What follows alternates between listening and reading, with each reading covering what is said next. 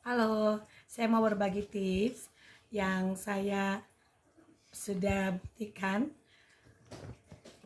Saat ini banyak orang yang kena batuk dan flu.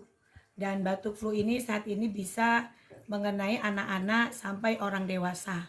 Dan pengalaman banyak orang ketika mengalami batuk flu yang saat-saat sekarang ini, itu sembuhnya membutuhkan waktu yang lama dan juga badan rasanya sangat sakit. Di teman-teman saya juga seperti itu, dan saya saat itu juga kena batuk dan flu.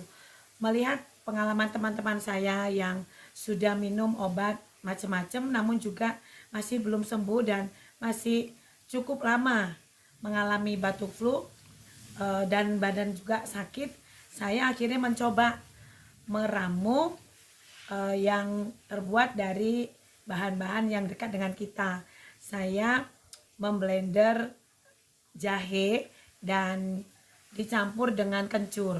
Setelah saya blender, disaring dan menunggu dingin. Setelah dingin, saat mau diminum, saya tambahkan jeruk nipis dan juga madu. Untuk ukuran, mungkin kita kira-kira saja sendiri. Dan memang terbukti saya minum kira-kira 2 hari, 3 kali sehari. Itu memang yang flu itu sungguh-sungguh sangat membantu eh, mengeluarkan ingus, dan juga batuk kita juga itu reda dan badan kita rasanya enteng.